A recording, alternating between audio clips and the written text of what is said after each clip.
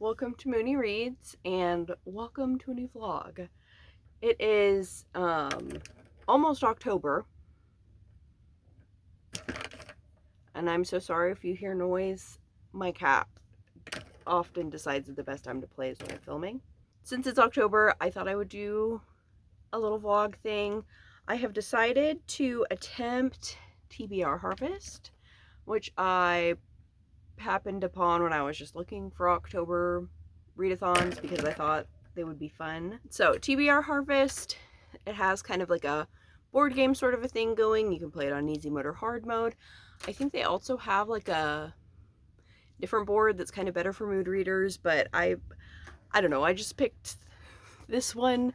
So the plan is tonight I'm gonna roll and put together the first 3 books that I'm gonna read, and then I'll kind of go from there. It's kind of a good in-between for the part of me that likes to craft a whole TBR and the part of me that's really just a mood reader.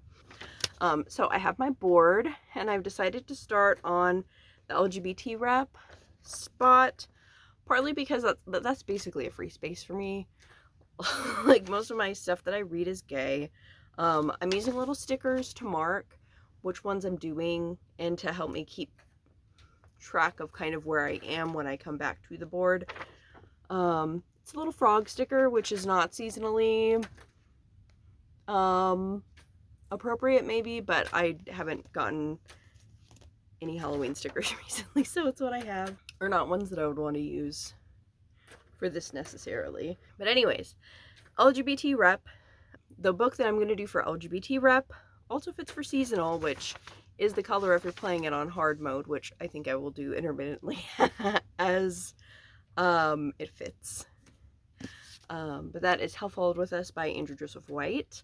I did start this last month. I didn't get too far. Last month was like a weird reading month. I only ended up finishing 2 books, but I've worked on other ones. So maybe that means that this month will be like a lot of finishing, hopefully. And Hell Followed With Us will be one of those. And I am just pulling out a dice, and it appears to be a D8. So I'll be rolling a D8 to see what's next. And I got 6. So we'll see. We're gonna go counterclockwise because that feels right. So we've got 1, 2, 3, 4, 5, 6. Which is a seasonal one by a BIPOC author. So, the shelves behind me have stuff that I would like to get to relatively soon. The majority of my books live in a shed that's being turned into a library. It's not quite cute yet. But then I'm keeping like smaller TBRs on these shelves in my living room. This top one is nonfiction. The one over here is fiction. There's one down there that you can't really see that's poetry and graphic novels. And then the other one at the bottom is library books. This one is a mix of fiction and nonfiction. That is stuff that I think I want to prioritize. I've got stuff that I've kind of started on the back part, and then stuff that I haven't started but would like towards the front. So I'm gonna look over here, and I am going to go with Marsha, The Joy and Defiance of Marsha P. Johnson by Tourmaline, which is by a Black author and about a Black historical figure. And I will say that it is seasonal because October is LGBT History Month. So it's seasonal in that way. And then we roll again and get 3. So carrying on, that's 1, 2, 3.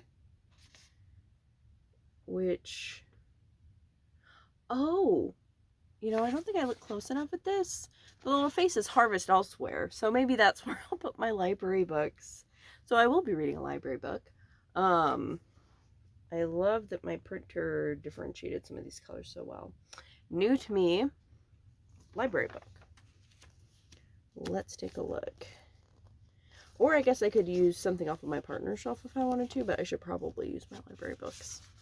I'm going to go with The Hills of Estrella Roja by Ashley Robin Franklin. I've read nothing by this author, if they have other books. This appears to be this author's debut, so it's definitely new to me. And I posted about this in a library haul IG post recently, and someone said that they really liked it, so I'm extra excited for it. I actually have a slew of sapphic YA graphic novels that I would like to read, so this would be good for that. God, I said at the beginning of this video I would only do 3 books, but now that I'm like doing this, I feel like I'm on a roll. I need to do at least one more. This is a little chaotic. Okay, I got another 3. So we will continue. 1, 2, 3. No way. Okay. Another library book. So, you know, I think the color that this is on is a TBR library book. It's on my shelf, so I'm just saying it's any library book. So for that, I'm going to do Kirby's Lessons for Falling in Love by Laura Gao, which is another graphic novel that I was talking about. So these will go well together. I think I'm going to keep rolling because I kind of feel like I've got some good momentum. But also I don't have 3 like books off of my TBR. I feel like with a library book, I don't know. I'm making up rules as I go. I want to do more, so I'm going to do more. So again, let's see. 2. Okay.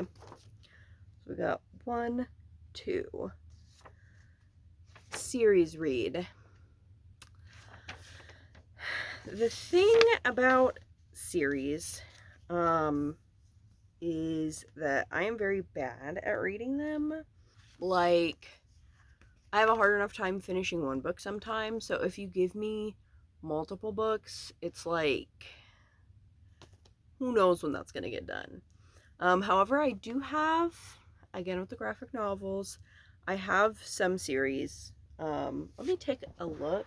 And this also, the color says Poll Pick. So I guess I'd put up a poll. I don't have to do the extra color, but now that I did the color with all the other ones, I want to do it for this too. So let's see. So unless I go and get a different series, the 2 series that I actually have, oh wait, no, these are library books. I do have a series that is a library book, but I'm not going to use that. Okay, I found one. I had to look. There's actually a currently reading pile on the other side of the room that I kind of forgot about because there are papers on it. So I have 2 choices, wildly different from each other. So first I have Beyond the Clouds, which I've actually read before, but there is a volume or 2 that are out that I haven't read, but I really need to reread first. So I would be rereading this and then continuing on in theory. Don't know how much of it I would do this month specifically, but I could reread this. Or I could go back and finish this, which is Unsafe Words, Queering Consent in the Me Too Era, which is a part of a series by Q Plus Public that looks at particular issues in the queer community.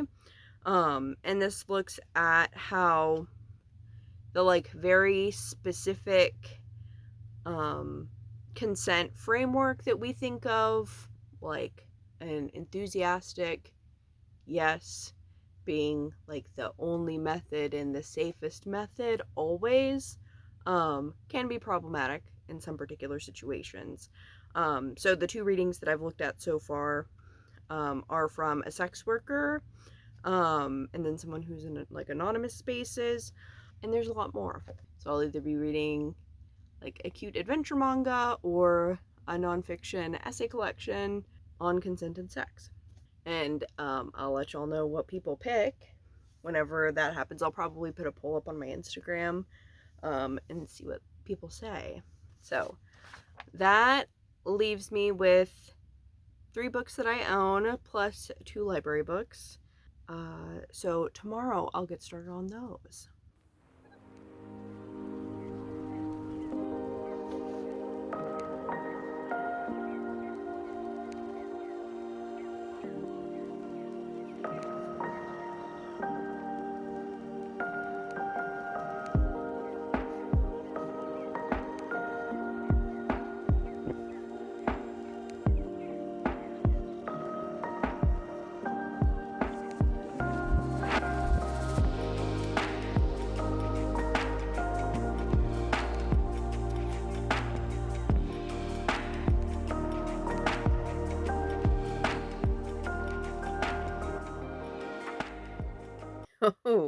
Okay, so it is the second, and I finished How Followed With Us, and it kind of blew my mind.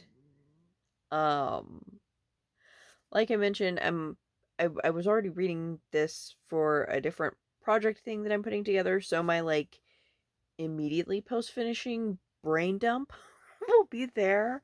Um Possibly incoherent.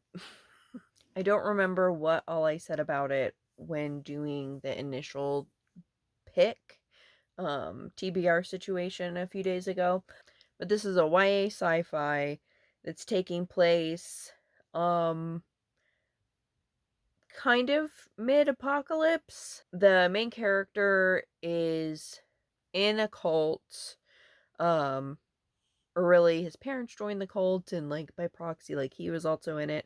That basically caused the end of the world. This is like a really extreme sect of like end of days Christianity that instead of just thinking that the end of the world was imminent and we need to prepare for it, they thought that they were the chosen people to actually bring about revelations.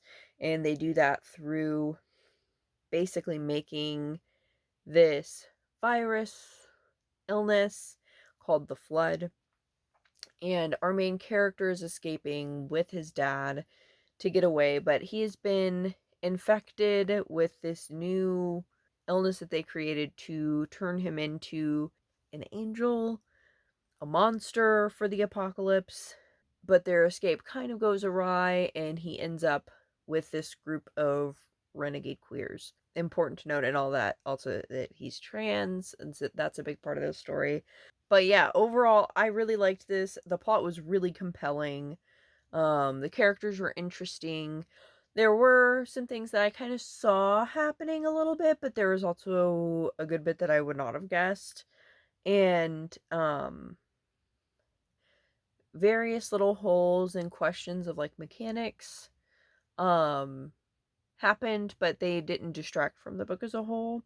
But even considering all of that, this was still like such a cool book. I definitely see why it's as popular as it is. So I finished a book, and the people of Instagram have decided what my series book is going to be, and it is going to be Beyond the Clouds. Which is probably nice. I think I will need something pleasant. Although the other two graphic novels are well, they're certainly going to be less intense than this. So I have a myriad of graphic novels to pick from, or I could start Marsha. I also have some other things that I'm working on because I have a buddy read, which I'm probably going to work on some. But we're kind of pacing it, checking in after each chapter. So, and the chapters are pretty short. So I'm probably going to finish that in like a sitting maybe. But I'll check back in after I get all that sorted. I think we forgot to address the most important news, which is that somebody got a new collar. And she's so pretty and perfect in purple.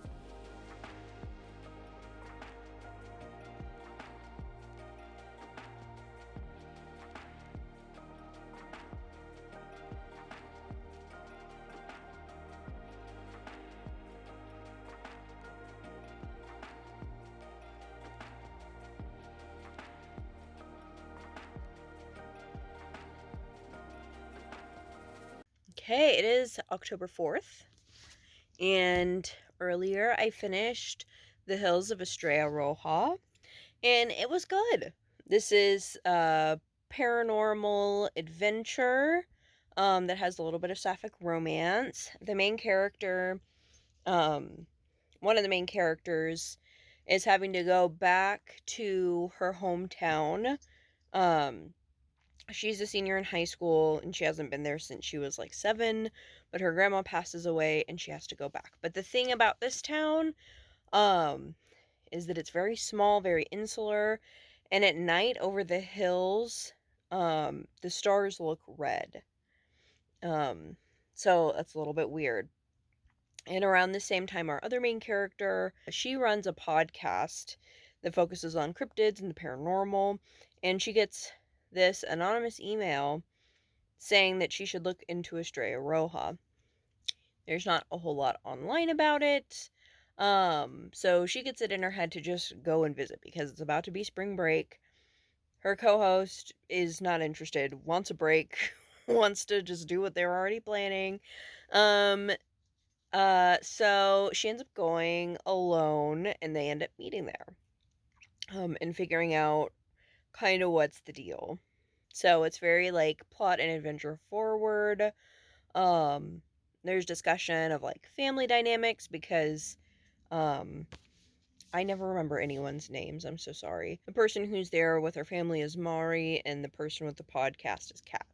So Mari's family, like, there's something going on and she doesn't really get it. Her cousin's being weird and like exclusionary in a way, but like their grandma just died, so like honestly, people just act weird when shit like that happens. So she doesn't really know what's going on or why people are being so cagey, and kind of wants to get out of the house. Her little sister Anna is um, kind of creeped out by the place and is very shy anyway, so kind of keeps to herself. Um, so that's that. If I keep talking, it'll get spoilery. But this was pretty good. It was a cool, cute story. A little bit of grief in there. A little bit on family dynamics, but it was, I mean, pretty light for the most part. It was entertaining, a little romance. But yeah, overall, I enjoyed this. I do think that its strongest, like, piece was probably the plot. I think that there, is some interesting stuff that could happen with some of the background characters. Like, I'd be interested to know what Kat's friend group is like normally. A peek into that. But something that I was thinking about throughout the day after finishing this, I was also thinking about The Deep Dark, which I read last year and was like my favorite graphic novel last year. And I think they're similar in that they both are looking at kind of family secrets, and I want to say they both are like based in Latine like folklore or stuff adjacent to that. This one I know for sure pulls from the folklore. I don't know if the other one pulls from folklore or if it's just um that them being immigrants was a part of the story just because it's been like a hot minute since I read it. Um but there was like a fantastical element and family stuff, um, and a romance. So I was thinking of the two together. And I think the Deep Dark is much darker and does have more complexity when it comes to certain elements of the book. But I think that if you like The Hills of Estrella Roja, you're probably gonna love The Deep Dark, going in knowing that it's a little darker. And if you liked The Deep Dark but want something that's maybe not as like emotionally heavy, Estrella Roja could be good. I think they might have similar color palettes too. This one ends up being like a lot darker, and one cool thing that they did, like you can kind of see that the pages are different colors when it's daytime. The frame of the picture is the comics are white, and at nighttime they're black. So that was cool. Yeah, that's The Hills of Estrella Roja. Next for TBR Harvest, I'm probably gonna continue with graphic novels. So I'll end up reading Kirby's Lessons for Falling in Love. So I'll check back in after that. It is the next day, and I finished Kirby's Lessons for Falling in Love. This is a YA graphic novel that focuses on a girl who is in rock climbing. And at the beginning of the book, she falls, breaks her arm, and has to find a different extracurricular activity to do. So she joins newspaper and has to pair up um, with someone who's really outgoing and super into astrology. But really, it's about a lot more than that. They talk about religion a lot in here. The main character is in like a Christian family and a more conservative, um, really small church. So it's hard for her to talk about like being queer or anything like that. some initial thoughts. I really, really liked it overall, and I especially like kind of what they're saying initially, looking at like religious community and also like the difficulty in balancing what you show of yourself to the world. I also like that there are some strong friendships in here outside of the main kind of coupley situation. But I think one big thing is that I feel like this would have really benefited from being longer. It's not necessarily small as a graphic novel, like it's not one of the like, you know, smaller comic books, but like I feel like it was trying to do kind of a lot because there's the plot line about them in the newspaper, like they're trying to put together an astrology like love advice column basically, on top of the arc with the main character in her family, in her church. Like there's some stuff with her her granddad seems to have think like he had a stroke which impacted his memory. It kind of seems like he has dementia. And then of course there's like the kind of romance plot. So it's doing kind of a lot for how small it is, and I think it would have really benefited for us to be able to see some of it a little bit more. Like I would have really liked to see more of them kind of crafting the stuff for the newspaper a little bit, especially because like the love interest, like her big thing is that she's like obsessed with astrology, and it comes off really strong. I was actually kind of off put by the characterization at first. So I was a little disappointed that there wasn't more like niche astrology references. Like they talk a little bit about certain signs and everything, and like mention certain stuff about some planets, but I thought that we would get like at least a little like glance into some synastry stuff, or even mentioning like sun moon rising, like going just off of your like sun sign. um you can't really do or see very much. Your like whole chart brings in a much better picture, but that is the like part of me that knows and is interested in astrology. So that part was could have been more. And I also feel like can't really say too much about the scene, but there's a particular scene in the middle that's a pretty big deal that I feel like should have been longer, mostly because I got a little confused about the situation, to be honest. And I think just with the flow of some of the things happening, it would have made sense for some of this to take a longer time, if that makes sense. I don't want to say too much because I don't want to be spoilery. But I did like a lot about this book. And I think the kind of the multitude of things happening with the main character, looking at her family, her church life, and how this romance is kind of impacting a lot of that. There's also stuff on grief as well, because towards the beginning of the story we find out that her dad died when she was little, and he encouraged her to do the rock climbing and everything. So I feel like a lot of that was really interesting and strong. However, I feel like there was so much of the story that would have benefited from just more time. That being said, I would recommend it. It definitely got me in a few places, and I think it has a lot of important stuff to say that would be resonant with a lot of people. I just wish there'd been a little bit more, but that's just how it goes sometimes, I think, especially with graphic novels, so that's fine. So that leaves me with Beyond the Clouds and Marsha. And that kind of makes me want to go ahead and roll, because I've done 3 books and I just like having options. If I don't give myself enough options, I go totally off the rails, and it's only the 5th. So I feel like I'm not in danger of giving myself way too much to read before the end of the month. Because realistically, I'm going to finish Beyond the Clouds in a sitting. And Marsha kind of depends on where my brain is. And because I don't think it's going to read in a very dense way. So it's really just going to depend on what my concentration is like and what kind of mood I'm in. But I really don't think it's going to take that long to read either. So I think my next step might be rolling for a few more books.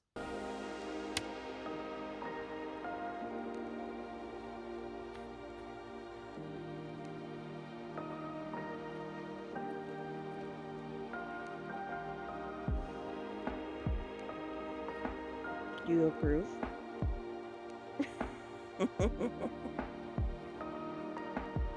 So, the first one is under 300 pages and seasonal. So for that, I picked Dead Collections by Isaac Fellman.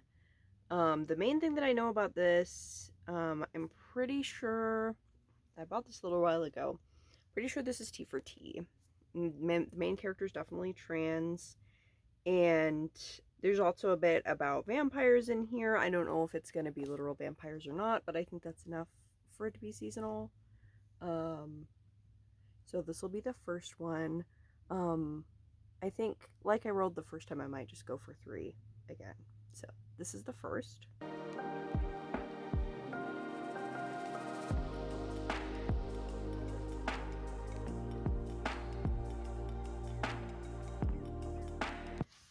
So my next roll was a 5-star prediction that is on my TBR.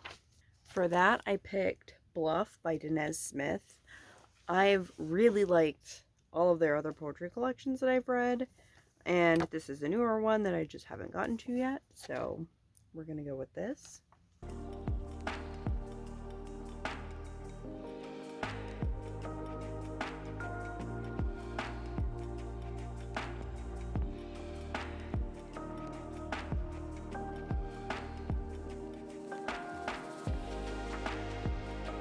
And then my final roll is a new book on your radar that is also on your TBR.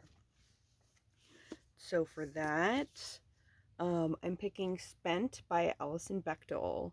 She's most well known for Fun Home, and I think most people know like the Bechdel test, so she's talked about stuff like that, representation in media and stuff like that. But this is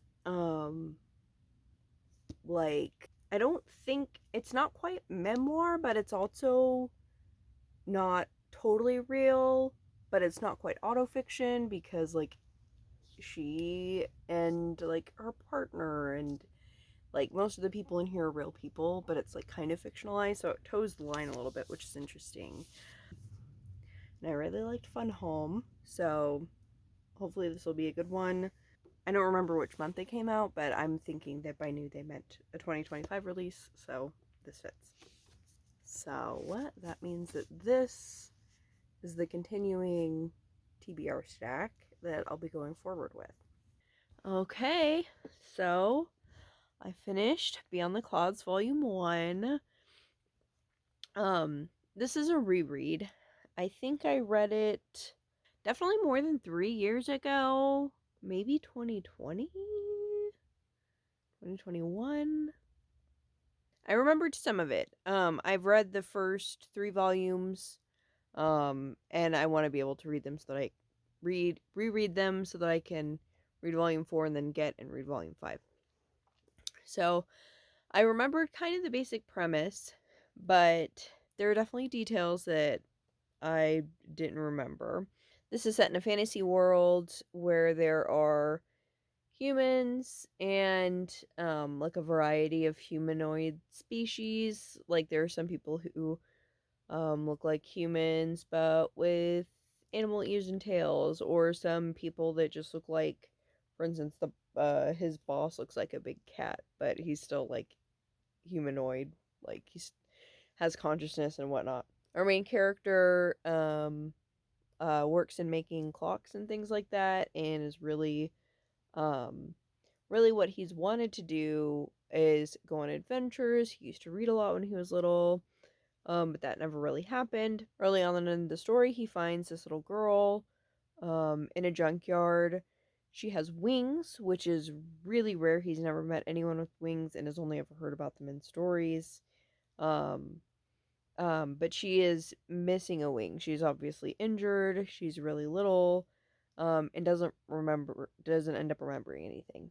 So that's how the story begins, and it ends up with basically him having to go on this quest. So it was a good setup. It's cute and wholesome. I would absolutely love to see more of the art from this in full color because I'm obsessed with the cover. The art is also cute. Like, there's some pretty detailed stuff, kind of. Hopefully you can see it okay. Like, that's sort of the clock tower in the city. And their faces are expressive and cute. I'm sure this is a particular style, but I don't know enough about the art, in that sort of way. But anyways, that's Beyond the Clouds. Today's the 8th, which means this vlog has gone on for a little over a week. And I've actually been editing some of the footage. It's going to be about a half hour. So I think I'm going to stop here. So that is the beginning of my TBR Harvest and my October reading. In the comments, let me know what you've been reading. And if you've read any of the books that I've talked about. Thank you all so much for watching. Bye.